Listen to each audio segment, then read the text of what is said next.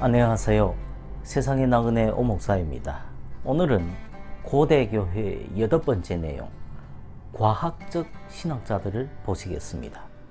이 3세기에서 4세기 과학적 신학자들은 당시의 사고 구조를 신학적 탐구에 적용하려고 했습니다. 특히 그들은 이 성경 해석과 본문 비평에 있어서 과학적인 방법론들을 개발하려고 했습니다. 이들을 세 그룹들로 분류할 수 있습니다. 서방에는 제롬, 암브로스, 그리고 어거스틴으로 대변이 됩니다.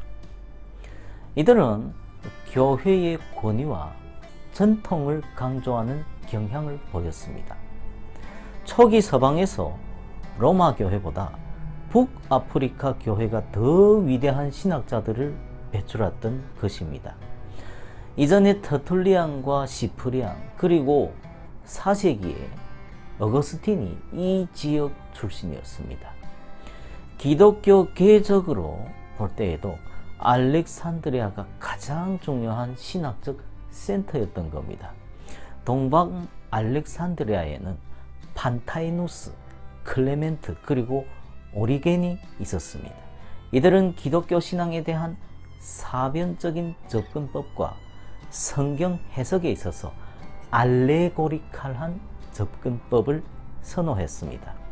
요컨대 이들은 그 당시의 지적인 전통과의 교류 속에서 기독교 신앙을 정립하려고 했습니다. 소아시아 그리고 시리아에는 테오도레와 크리소스톰 등이 있었습니다. 이 지역에서는 이 성경 해석에 있어서 역사적 접근법을 강조했습니다. 대바질, 나지안주스의 그레고리, 크리소스톰, 그리고 아타나시우스는 이 동방의 4대 교부들로 흔히 분류가 됩니다. 서방에서 암브로스가 그리고 동방에서 바질이 감독으로 안수받은 기원 370년부터 어거스틴이 사망하던 430년까지 이 60년 동안 이것을 전성기 교부 시대라고 부를 수 있습니다. 이 시대에 가장 독창적이고 영속적으로 영향을 미친 많은 저술들이 저술되었습니다.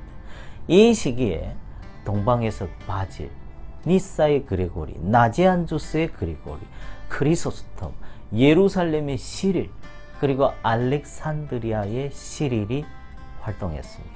이 시기에 서방에서 암브로스, 제롬, 어거스틴 그리고 가시안이 저술을 진행했습니다. 이 10명에게서 발견할 수 있는 이 풍부한 신학적 사상과 영적 통찰력은 기독교 역사에 있어서 다른 어떤 시기에도 발견할 수 없습니다. 특히 서방에서 위에서 말한 이 세대에서 칼세톤에서의 신학적 사변이 종언까지 신학적 양상은 12세기와 13세기에 이 스콜라주의가 등장할 때까지 거의 변모되지 않았던 것입니다. 제일 먼저 클레멘트를 보시겠습니다. 알렉산드리아 학파의 최초의 리더는요, 이 판타이누스였는데, 이 판타이누스는 180년경까지 이 학파를 설립했습니다. 그의 저술들은 안타깝게도 일실되었습니다. 클레멘트는 그의 제자였어요.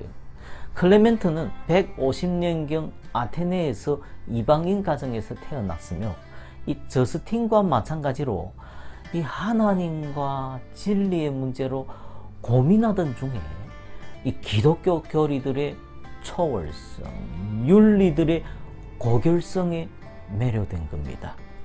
클레멘트는 그리스에서 남이탈리아, 팔레스타인, 그리고 마지막으로 이집트로 여행을 했는데 여기서 기독교 스승들을 만났습니다. 190년부터 클레멘트는 알렉산드리아에서 판타이누스와 관계를 맺게 되었으며 200년에서 202년 사이에 그의 제자로서 세례 교육 학교를 주도했습니다. 클레멘트 이후에 이 학교를 인도한 인물이 바로 그 유명한 오리겐입니다. 클레멘트는 septimus 세베루스의 박해로 인해 이 지역을 떠나서 갑바도기아에 정착했습니다. 클레멘트의 저술들에 있어서 그리스 철학, 특히 플라톤의 영향은 지대했습니다. 저술들에서 이 이방 사상가들을 그만큼 많이 인용한 인물도 흔치 않습니다. 그는 기독교 공동체를 위해 기독교를 세속적인 문학의 형태로 제시한 최초의 사람이었습니다. 그는 최초의 기독교 학자였다고 할 수 있습니다. 터툴리안과 달리 클레멘트는 그리스 철학을 높이 평가했습니다. 그는 기독교와 그리스 철학을 종합화시키자고 했습니다.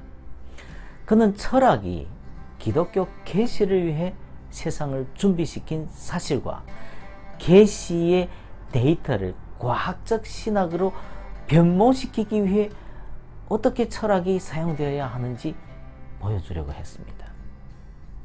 히브리 예언자들과 플라톤 그리고 스토아주의자들과 같은 이 철학자들은 인간들을 모두 그리스도에게로 인도하는 스승들이다 이렇게 생각했습니다.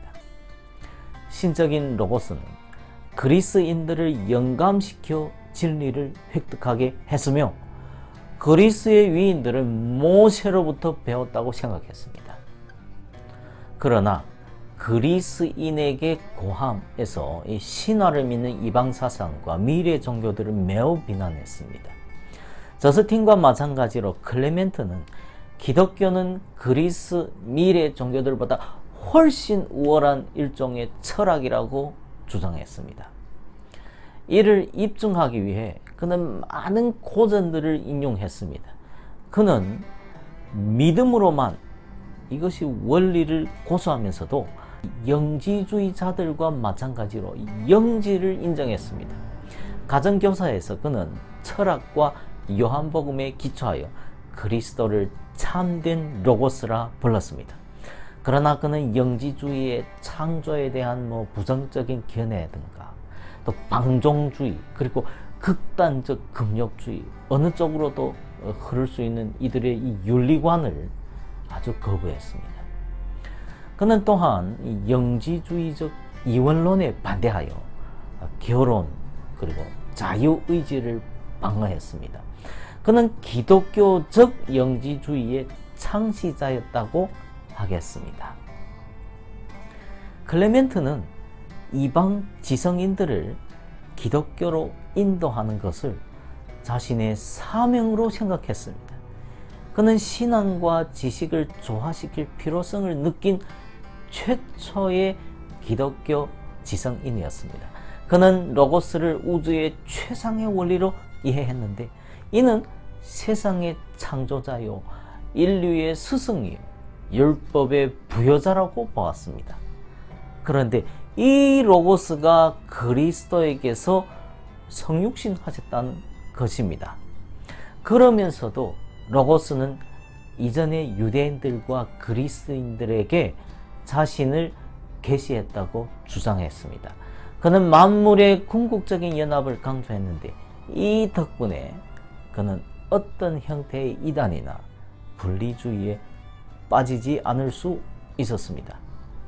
그는 아담의 타락을 믿었으나 유전적인 죄책을 믿지 않았습니다.